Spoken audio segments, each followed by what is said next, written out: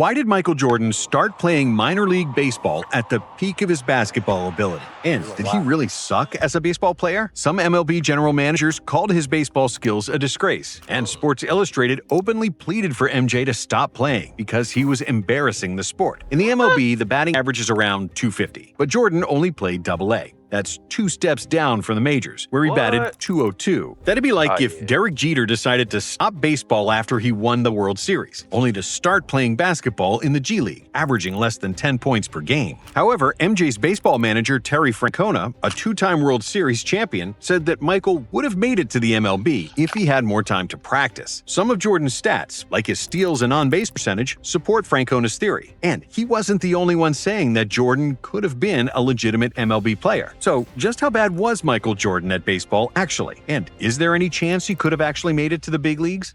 In 1992, even before the Barcelona Olympics, Jordan was getting fed up. He was the most popular athlete and one of the most recognizable people in the world, and it was getting out of hand. Jordan actually lived a very isolated life because he couldn't go anywhere without being bothered, which was especially cruel in the age without the internet. The first thoughts about retirement started to creep into MJ's mind. After he had won the 1993 NBA championship, Jordan started contemplating retirement more seriously. But 1 month later, a tragedy struck, which cemented his decision. His father, James Jordan, was robbed and shot to death near his home in North Carolina, and Michael was devastated. On October 6, 1993, Jordan gave one of the most iconic and shocking press conferences in NBA history. If you ride a roller coaster for 9 years, don't you want to ride something else? And that's where I feel right now. I've been on this roller coaster for 9 years.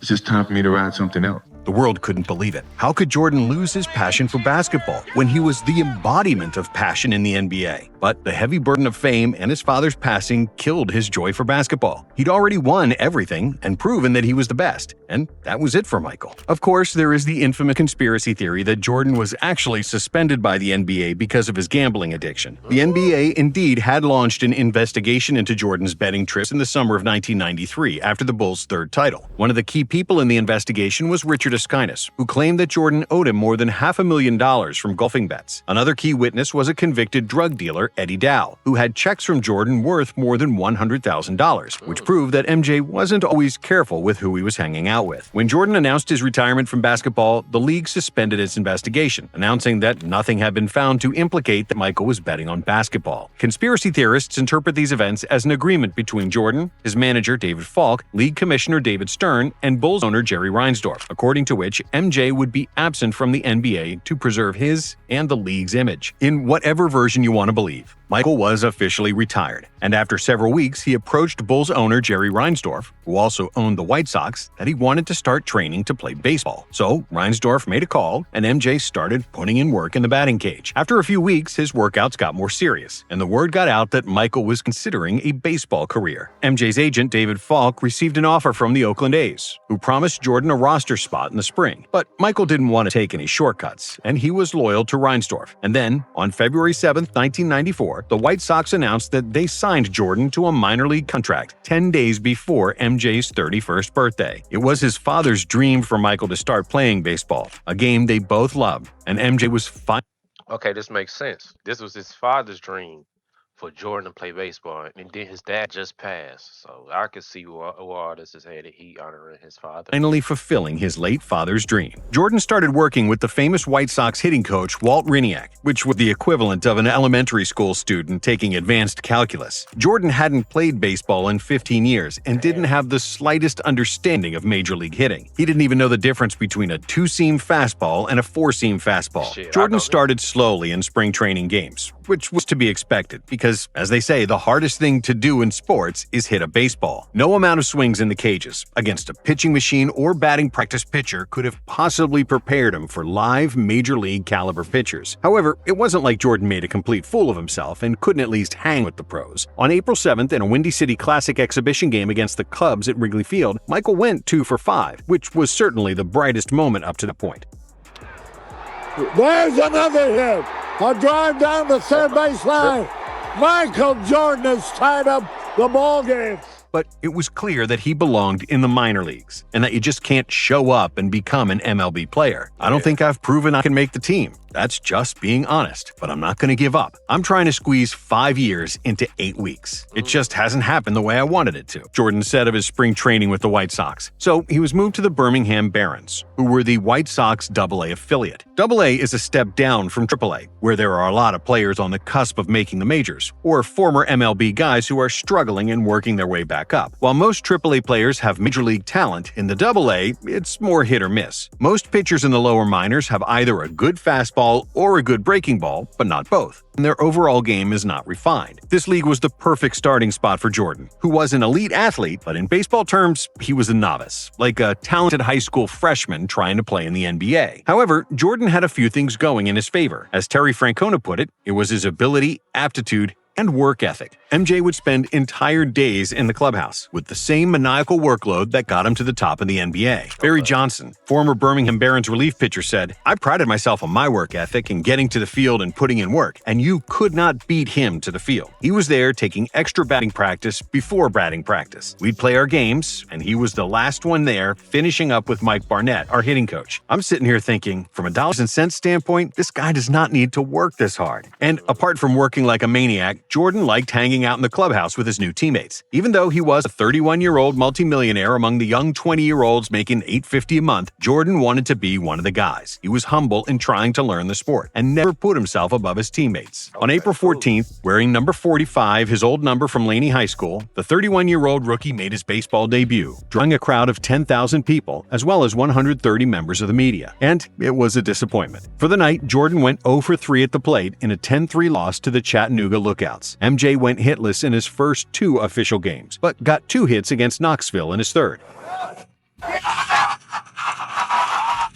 By the end of the Barons' opening 6-game homestand, he was batting .250. But ahead of a 13-game road trip, Michael wasn't thrilled about a 12-hour ride in an old beat-up bus. However, he didn't want to impose himself and act like a spoiled star. So he first asked permission to get a modern bus for the team. In the end, he didn't buy a bus, but he worked out a sponsorship deal that secured a $350,000 state-of-the-art bus for the Barons, who immediately dubbed the vehicle the Jordan Cruiser. And on that first road trip, Jordan took off. He went on a 13-game hitting streak and finished the road trip with a .327 batting average. He looked like he could get to the MLB by the end of the year. But as his new hitting coach Mike Barnett said, it was bound to end. "I kept waiting for the pitchers to stop challenging him with fastballs and start throwing him breaking balls, and by the end of April, they were." Barnett's predictions proved to be correct. In May, Jordan's batting average was just .165, as he couldn't adapt to different types of pitches. He's attempting to compete with hitters who have seen 350,000 fastballs in their pro lives and 204,000 breaking balls. Baseball is a function of repetition. If Michael had pursued baseball out of high school, I don't doubt he would have wound up making as much money in baseball as basketball. But he's not exactly tearing up AA, and that's light years from the big leagues. Rangers pitching instructor Tom House. Before you can hit breaking balls, you have to recognize them, and that takes time and experience. But even then, after you have the epiphany, you have to learn how to act on it, how to pounce on the hangers. He was getting to that stage, Mike Barnett. And even though his coaches kept telling him that he was 3 times better than when he first started playing, there was no doubt that Jordan was getting a little discouraged, especially since his average dropped to 186 on July 29th. But on July 30th, during his 100th game and on his 354th at-bat of the season, Jordan hit his first home run.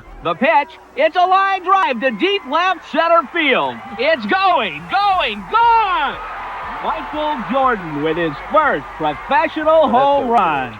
As he circled the bases, MJ pointed at the sky, giving his father an early birthday present. James Jordan was born on July 31st, and MJ dedicated the homer to him. It still makes me emotional because I wish he was there to see it, but I know he saw it. On August 8th, Michael hit his second home run, and on August 20th, he hit another one.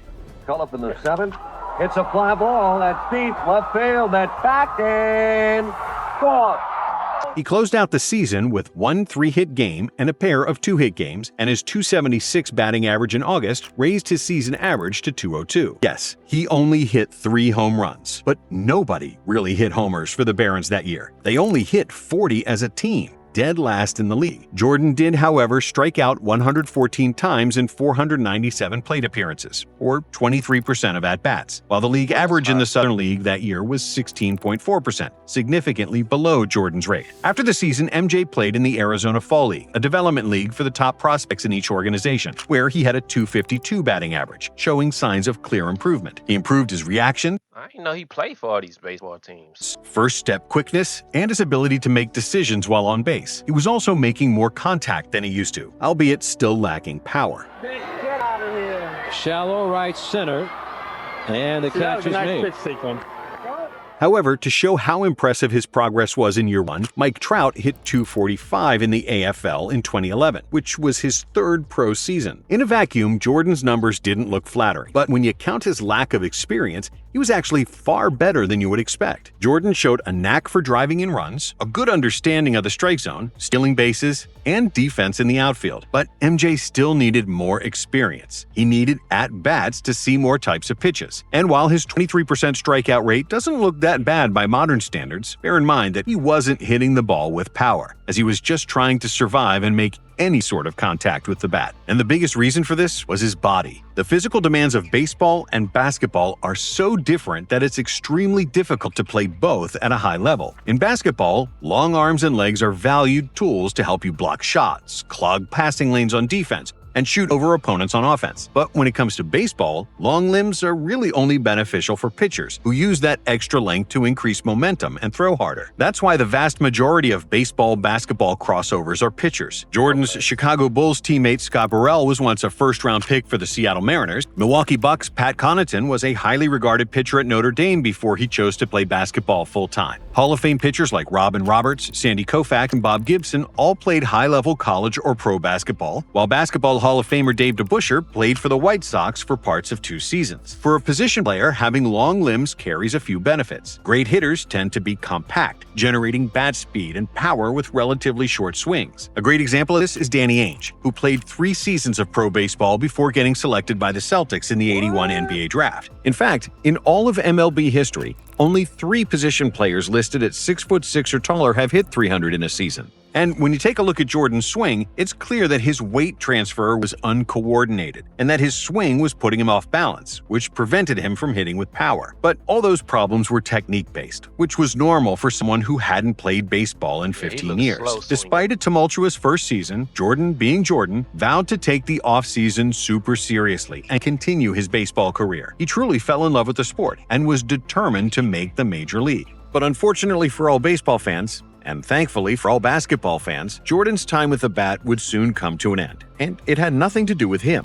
Well, it is now official. No more regular season, no extended version of the playoffs, and for the first time since 1904, no World Series, Brendan. Due to the longest strike in MLB history, during which the entire 1994 postseason and the World Series had been canceled, spring training in 1995 opened without the major league players. As the strike lingered, MLB owners began making arrangements to start the season with replacement players. But Jordan never wanted to make the MLB like that. He knew that it wasn't his fight and all the negative publicity he would get. So, on March 2nd, 1995, Jordan left camp and was out of baseball for good. And while he was still waiting to see if the basketball season would start, he started stopping by the Bulls' practice facility. First to shoot a little, then to lift weights, then play a little one-on-one. His competitive juices started flowing again, and on March 18th, he sent the most famous fax message in the history of sports. "I'm back." I'm back. That's all Jordan said on Saturday. That was really all Jordan needed to say as his 17-month retirement came to an end.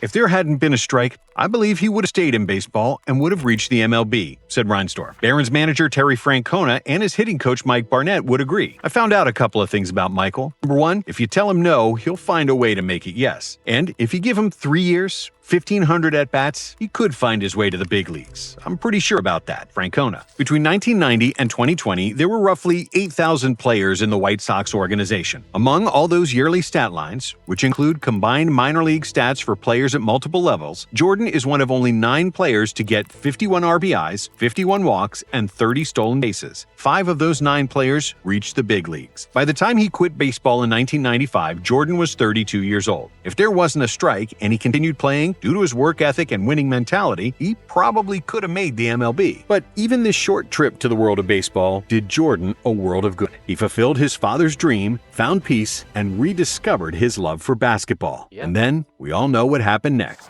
Oh, yeah. Jordan. Open. Chicago with the lead.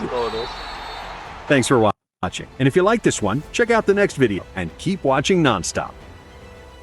We gonna get back to some more of this, man. Look, chat, I just been busy. We gonna get back to the games and all that, man, real soon. I did not know Jordan played for all these baseball teams. I thought he only played for the White Sox, but he played For some AAA and AA teams. Pretty cool, man. I just wanted to learn about Jordan in baseball. I never knew this much about him. If there's anything else that this video left out, you can comment, about Jordan in baseball, just Jordan in general. And I'll catch y'all guys and girls in the next one. Hit that like button, hit that subscribe, comment, and hype the video.